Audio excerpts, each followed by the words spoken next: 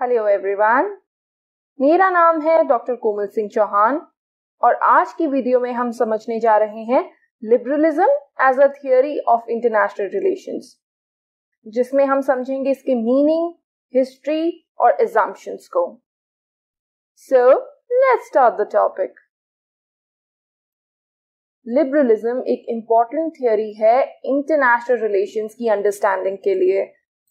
हर theory अपने according international relations को define करती है और लिबरलिज्म के साथ भी वैसा ही है, and it has a very broad scope. Liberalism का स्कोप बहुत ही ज्यादा ब्रॉड है। इसको हम पॉलिटिकल साइंस में भी पढ़ते हैं, and there it stands for free and fair elections, rule of law and protection of civil liberties, जो कि मॉडर्न डेमोक्रेसी के भी डिफाइनिंग फीचर्स हैं, और यही फीचर्स मॉडर्न डेमोक्रेसी के भी हैं। तो ये पॉलिटिक्स और इकोनॉमिक्स में भी पढ़ा जाता है, बट इंटरनेशनल रिलेशन में इसकी एक अपनी पहचान है। It is a different entity within the realm of our theory, और ये बेस्ड है आइडियलिस्ट आइडियाज पर। आइडियलिस्ट आइडियाज ऐसे आइडियाज होते हैं जो मॉरल वैल्यूज और प्रिंसिपल्स की बात करते हैं, जैसे कि इनका मानना है कि ह्यूमन नेचर बहुत ज्यादा कोऑपरेटिव है और हर देश का जो प्रयास होता है वो होता है इंटरनेशनल पीस को सिक्योर करना, और इसी वजह से स्टेट्स आपस में कोऑपरेट करती हैं। तो जो इनिशियल स्टेजेस का लिबरलिज्म है इंटरनेशनल रिलेशंस में, वो इन आइडियलिस्ट आइडियाज पर बेस्ड था। कैंट का जो कॉन्सेप्ट है ना, यूनिवर्सल और परपेचुअल पीस का, जिसमें वो बात करते हैं कि एक लॉन्ग लास्टिंग पीस को एस्टैब्लिश किया जा सकता है अगर सभी देश रिपब्लिक बन जाएं और एक फेडरेशन ऑफ स्टेट्स एस्टैब्लिश हो जाए। ऐसे ही आइडियलिस्ट आइडिया से जो इनिशियल स्टेज था लिबरलिज्म का, वो इंस्पायर्ड था। यहां तक कि जो इंटर वॉर पीरियड है इंटरनेशनल रिलेशंस में, उसको आइडियलिज्म से भी रेफर किया जाता है।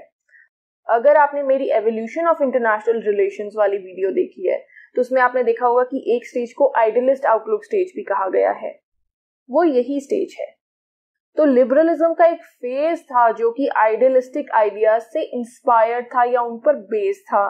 पूरा का पूरा लिबरलिज्म आइडियलिस्टिक आइडियाज पर बेस्ड नहीं है, क्योंकि later on liberalism in ideas से अलग हो गया, क्योंकि ये आइडियाज इंटरनेशनल रिलेशंस को समझने के लिए काफी नहीं थे, क्योंकि ये आइडियाज लेटर ऑन फेल हो गए थे इंटरनेशनल रिलेशंस का ट्रू नेचर समझने में।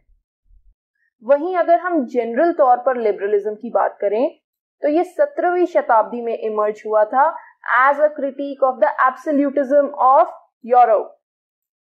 यूरोप में जो एब्सोल्यूटिज्म था 17वीं सेंचुरी में, उसके क्रिटिसिज्म के तौर पर लिबरलिज्म इमर्ज हुआ था। एब्सोल्यूटिज्म के दौरान यूरोप में पावरफुल मोनार्क्स का रूल हुआ करता था। उनकी पावर पर कोई system of checks and balances नहीं था। अपनी पावर का सोर्स वो गॉड को कहते थे और इसी बेसिस पर वो रूल किया करते थे। तो इसके अगेंस्ट आया लिबरलिज्म, जो कि free trade, free market, individual liberty, human reason और प्रोटेक्शन ऑफ राइट्स की बात करता था।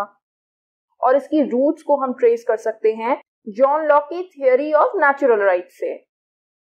इसके अलावा इमैनुअल कैंट भी एक इंपॉर्टेंट थिंकर थे, जिन्होंने रिपब्लिकन कॉन्स्टिट्यूशनलिज्म की बात करी और स्टेट्स के बीच में एक फेडरल कॉन्ट्रैक्ट को एस्टैब्लिश करने की बात करी सो दैट वॉर को अबॉलिश किया जा सके। वहीं रिचर्ड कॉब्डन ने फ्री ट्रेड को सपोर्ट किया। तो इस प्रकार इमर्जेंस हुआ लिबरलिज्म का। लेकिन आज हम जो स्टडी कर रहे हैं वो हम स्टडी कर रहे हैं liberalism as a theory of international relations. तो हम इसे सिर्फ और सिर्फ इंटरनेशनल रिलेशंस के पर्सपेक्टिव में ही स्टडी करेंगे। इंटरनेशनल रिलेशंस में लिबरलिज्म इमर्ज हुआ towards the late 19th century to the early 20th century. ये ह्यूमन नेचर्स का एक पॉजिटिव व्यू प्रेजेंट करता है, and it believes that human beings are cooperative, और साथ ही साथ इंडिविजुअल राइट्स और फ्रीडम पर भी ये एम्फसाइज करता है, besides emphasising on cooperation among the states. Liberalism का मानना है कि स्टेट्स एक दूसरे के साथ कोऑपरेट करती हैं एक इंटरनेशनल सोसाइटी क्रिएट करने के लिए, जो कि पीस एंड प्रोस्पेरिटी को प्रमोट करती है। तो ये होता है लिबरलिज्म का मीनिंग इन इंटरनेशनल रिलेशंस।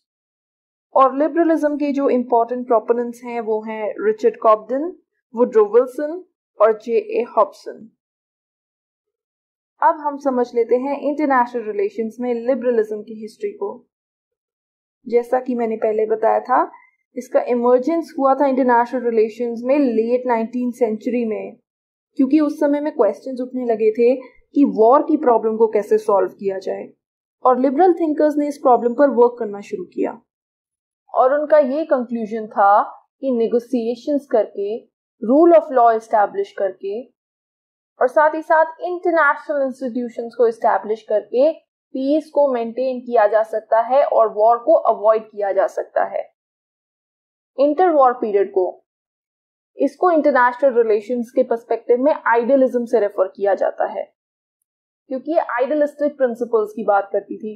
ये कहती थी देश तो आपस में कोऑपरेट करते हैं, उनका पर्पस वॉर करना नहीं बल्कि पीस एस्टैब्लिशमेंट करना होता है, और इसी रीजन से वो आपस में कोऑपरेट करते हैं। ह्यूमन नेचर भी बैड नहीं बट गुड होता है, लेकिन इन्हीं लिबरल आइडियाज को सेटबैक लगा जब सेकेंड वर्ल्ड वॉर स्टार्ट हो गई और लीग ऑफ नेशंस फेल हो गया।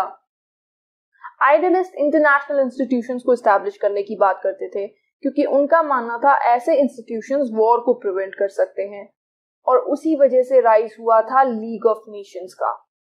लेकिन ये भी सेकेंड वर्ल्ड वॉर को प्रिवेंट ना कर सकी, और इससे लिबरल आइडियाज को एक धक्का लगा, और साथ ही साथ लिबरलिज्म का एज अ थियरी भी डाउनफॉल हो गया। हालांकि थोड़ा सा इसका राइज जरूर हुआ था after the end of second world war, जब यूनाइटेड नेशंस को एस्टैब्लिश किया गया था, क्योंकि वो भी तो एक इंटरनेशनल इंस्टीट्यूशन था और उसका पर्पस भी यही था कि वॉर को प्रिवेंट किया जाए और पीस को एस्टैब्लिश किया जाए। लेकिन ये भी ज्यादा दिन तक ना चल सका, क्योंकि फिर बिगनिंग हुई कोल्ड वॉर पावर पॉलिटिक्स की, जो आइडियोलॉजिकल कॉन्फ्लिक्ट इमर्ज हुआ बिटवीन यूएसए एंड यूएसएसआर, और साथ ही साथ इमर्जेंस हुआ रियलिज्म का, जो एक ऑल्टरनेट थियरी थी to the understanding of international relations. इस थियरी को एक रियलिस्टिक अप्रोच माना जाने लगा to the study of IR, और इसका फोकस था power, because it believe that the international relations is a struggle for power. तो रियलिज्म के राइज होने से लिबरलिज्म का जो है वो डाउनफॉल होने लगा, क्योंकि इनके जो आइडियाज हैं वो कन्फ्लिक्टिंग है आपस में। जब हम रियलिज्म थियरी को भी कवर कर लेंगे, उसके बाद मैं लिबरलिज्म और रियलिज्म की एक कंपैरिजन वीडियो बनाऊंगी फॉर योर अंडरस्टैंडिंग। तो क्योंकि लिबरलिज्म, जो कि आइडियलिस्ट आइडियाज पर बेस्ड था, उसको तो सेटबैक लग गया, तो लिबरलिस्ट थिंकर्स ने सोचा कि क्यों ना इसे डेवलप किया जाए, क्यों ना इसमें कुछ और एडिशंस की जाएं, ताकि ये कंटेम्पररी समय के अनुसार रेलेवेंट हो सके। तो लिबरलिज्म में नए नए आइडियाज को इन्फ्यूज किया जाने लगा, जिससे इसकी नई नई ब्रांचेस इमर्ज हुई, जिसमें आती हैं sociological liberalism, pluralism, interdependence theory, liberal internationalism, और फाइनली लिबरलिज्म जो है वो इवॉल्व होता है नियो लिबरलिज्म में ड्यूरिंग द 1970s। ये थी लिबरलिज्म की इंटरनेशनल रिलेशंस में हिस्ट्री, कि कैसे ये लेट 19th सेंचुरी में इमर्ज हुआ, आइडियलिस्टिक आइडियाज पर ये बेस था। सेकेंड वर्ल्ड वॉर ने इसको एक धक्का दिया, फिर इसने सोचा क्यों ना हम अपने आप को थोड़ा चेंज करें, क्योंकि इसे रियलिज्म से एक अच्छा कंपटीशन मिल रहा था। तो इसमें नए नए आइडियाज लाए गए, इसको आइडियलिज्म से दूर ले जाया गया, जिससे इसकी नई ब्रांचेस इमर्ज हुई, और फाइनली लिबरलिज्म जो है वो नियो लिबरलिज्म में इवॉल्व हो गया। Now let's understand the basic assumptions of liberalism in international relations. इसको लिबरलिज्म के आइडियाज भी कहा जाता है, और अगर आप ये आइडिया समझ लेते हैं तो आप लिबरलिज्म को इंटरनेशनल रिलेशंस में पूरी तरीके से समझ जाएंगे, आपके माइंड में कोई डाउट नहीं रहने वाला है। तो जो सबसे पहली assumption है लिबरलिज्म की, वो ये है कि human nature is inherently good, जो कि मैं पहले भी बता चुकी हूं। लिबरलिस्ट मानते हैं कि ह्यूमन नेचर अच्छा होता है और पीस और कोऑपरेशन में बिलीव करता है बजाय कि कॉन्फ्लिक्ट के। रियलिज्म थियरी जो थी वो ये मानती थी कि ह्यूमन नेचर जो है वो सेल्फिश है, इगोइस्टिक है, और कोऑपरेशन में बिलीव नहीं करता है बल्कि कॉन्फ्लिक्ट क्रिएट करने में बिलीव करता है। वहीं लिबरलिज्म बिल्कुल इसका ऑपोजिट है, ये ह्यूमन नेचर का एक पॉजिटिव एस्पेक्ट प्रेजेंट करता है, और ये मानता है कि ह्यूमन नेचर म्यूचुअल एड और कोलैबोरेशन में बिलीव इसीलिए करता है क्योंकि ह्यूमन नेचर अच्छा होता है। फिर आता है the state is not the only actor in the international society. State अकेला एक्टर नहीं है इंटरनेशनल सोसाइटी में, बल्कि दूसरे एक्टर्स भी हैं, जैसे कि individuals, pressure groups, international organisations और ऐसे नॉन स्टेट एक्टर्स जो इंटरनेशनल लेवल पर एक इंपॉर्टेंट रोल प्ले करते हैं। नॉन स्टेट एक्टर्स पर भी मैं वीडियो बना चुकी हूँ और ये एक्टर्स भी स्टेट के बिहेवियर को इन्फ्लुएंस करने की कैपेबिलिटी रखते हैं। एंड देयरफॉर लिबरलिज्म जो है वो प्लूरलिज्म को सपोर्ट करता है कि सिर्फ एक एक्टर नहीं होता इंटरनेशनल सोसाइटी में, बल्कि मल्टीपल एक्टर्स होते हैं। हालांकि ये रिकॉग्नाइज करता है इस फैक्ट को कि स्टेट जो है वो सबसे इंपॉर्टेंट एक्टर होता है। Next assumption is that there is cooperation among states. States आपस में झगड़ते नहीं है। रियलिज्म का मानना था कि स्टेट्स जो हैं वो हमेशा कॉन्फ्लिक्ट में रहते हैं एक दूसरे के साथ, लेकिन लिबरलिज्म मानता है कि स्टेट्स के बीच में कोऑपरेशन चलती है और इस कोऑपरेशन का आधार जो है वो कॉमन इंटरेस्ट भी हो सकते हैं और स्टेट्स के बीच में कोऑपरेशन की वजह से ही इंटरनेशनल इंस्टीट्यूशंस को भी एस्टैब्लिश किया जाता है। Next assumption is the great emphasis on institutions. Liberalism institutions पर बहुत ज्यादा फोकस करता है। इसका मानना है कि इंस्टीट्यूशंस का होना बहुत जरूरी है पीस एस्टैब्लिशमेंट के लिए और साथ ही साथ कोर वैल्यूज को प्रोटेक्ट करने के लिए, जैसे कि ऑर्डर, लिबर्टी, जस्टिस और टॉलरेंस। और इसीलिए इन्होंने फर्स्ट वर्ल्ड वॉर के बाद लीग ऑफ नेशंस को एस्टैब्लिश करने की बात करी थी। Liberalism also believes that all progress is measured in terms of the interests of the individuals in the universe. Individual interest जो है वो सुप्रीम है। स्टेट्स भी किससे बनती हैं? स्टेट्स इंडिविजुअल से बनती हैं। तो at the end of the day जो सबसे इंपॉर्टेंट चीज है वो है इंडिविजुअल का इंटरेस्ट, चाहे वो इंटरनेशनल रिलेशंस में ही क्यों ना हो। इवन प्रोग्रेस को भी इसी बेसिस पर मेजर किया जाता है कि क्या वो एक इंडिविजुअल के इंटरेस्ट में है या नहीं है। तो individuals are at the centre of the universe. हम यहाँ पे जॉन लॉक का एग्जाम्पल भी ले सकते हैं कि वो कितना ज्यादा एम्फसाइज करते थे इंडिविजुअल्स पर। इसके लिए उन्होंने एक कॉन्स्टिट्यूशनल स्टेट की क्रिएशन को भी सपोर्ट किया था ताकि इंडिविजुअल के नेचुरल राइट्स को प्रोटेक्ट किया जा सके। Next assumption is that the states interest are dynamic. Liberalism ये मानता है कि जो स्टेट्स के इंटरेस्ट होते हैं वो स्टैटिक नहीं होते हैं, वो समय के साथ साथ बदलते रहते हैं। बिकॉज समय के साथ साथ एक स्टेट के सर्कमस्टेंसेस और सिचुएशंस भी बदलते रहते हैं। Both individual and state interest are shaped by a wide variety of domestic and international conditions and situations. जिन स्टेट और इंडिविजुअल इंटरेस्ट की हम अभी बात कर रहे थे कि स्टेट इंटरेस्ट जो है वो डायनामिक होते हैं, तो ये जो इंटरेस्ट होते हैं ये कई सारे डोमेस्टिक और इंटरनेशनल सिचुएशंस और कंडीशन से प्रभावित होते हैं। डोमेस्टिक कंडीशंस क्या हो सकती हैं? एक देश का nature of economic and political system कैसा है। अब एक देश में कम्युनिज्म है तो उस देश के स्टेट इंटरेस्ट अलग होंगे और जो एक डेमोक्रेसी होगी उसके स्टेट इंटरेस्ट अलग होंगे। कम्युनिस्ट स्टेट का प्रयास रहेगा कि वो बाकी की जो कम्युनिस्ट स्टेट्स हैं उनके साथ एक अच्छा रिलेशन एस्टैब्लिश करे। तो ये तो थी डोमेस्टिक सिचुएशंस। इंटरनेशनल कंडीशंस और सिचुएशंस में क्या आ सकता है? इसमें आ सकता है टेक्नोलॉजिकल कैपेबिलिटी। अब एक कोई फॉरेन स्टेट है जिसके पास एक बहुत ही इंपॉर्टेंट टेक्नोलॉजी है और हमारा देश भी उस टेक्नोलॉजी को पाना चाहता है, तो ऑब्वियसली हमारे इंटरेस्ट में होगा कि हम उस देश के साथ अच्छे रिलेशंस एस्टैब्लिश करें ताकि हम उस टेक्नोलॉजी को भी प्रोक्योर कर सकें। तो इसीलिए स्टेट के जो इंटरेस्ट होते हैं वो डिफरेंट सिचुएशंस और कंडीशन से प्रभावित होते हैं। Anarchy and war is not non avoidable. Anarchy का मतलब होता है absence of a central authority. Realist theory ये मानती है कि इंटरनेशनल सिस्टम में अनार्की है और वॉर को अवॉइड नहीं किया जा सकता है, whereas लिबरलिज्म का मानना है कि दोनों अनार्की और वॉर को अवॉइड किया जा सकता है। और वो कैसे? इंटरनेशनल इंस्टीट्यूशंस को एस्टैब्लिश करके, देशों के बीच में आपस में कोऑपरेशन एनहांस करके। क्योंकि अगर कोऑपरेशन होगी तो वॉर की तो जरूरत ही नहीं पड़ेगी। So both of these aspects are avoidable. Liberalism rejects power politics as the only possible situation in international relations. Liberalism का मानना है कि international relations is not only about the struggle for power. इसमें सारा टाइम पावर स्ट्रगल नहीं चलता रहता है, बल्कि और भी चीजें चलती रहती हैं. इसमें कोऑपरेशन भी चलता रहता है. स्टेट्स एक दूसरे के साथ कोलैबोरेट करती हैं. बेसिकली ये यहाँ पे रियलिज्म को क्रिटिसाइज कर रहे हैं, क्योंकि रियलिज्म कहता है कि इंटरनेशनल रिलेशंस में तो हर वक्त पावर स्ट्रगल ही चलता रहता है. हर देश पावरफुल बनना चाहती है, इसलिए वो एक दूसरे के साथ कंपीट करते हैं और इस वजह से देशों के बीच में कॉन्फ्लिक्ट इमर्ज हो जाते हैं. Next assumption is that cooperation is superior to national interest. ये लिबरलिज्म मानता है कि देशों के बीच में जो कॉपरेशन है that is superior to the national interest of a state. International level पर स्टेट्स के लिए नेशनल इंटरेस्ट की बजाय म्यूचुअल इंटरेस्ट या कॉमन इंटरेस्ट मैटर करते हैं, क्योंकि अगर कॉमन इंटरेस्ट होंगे तभी तो कॉपरेशन होगा.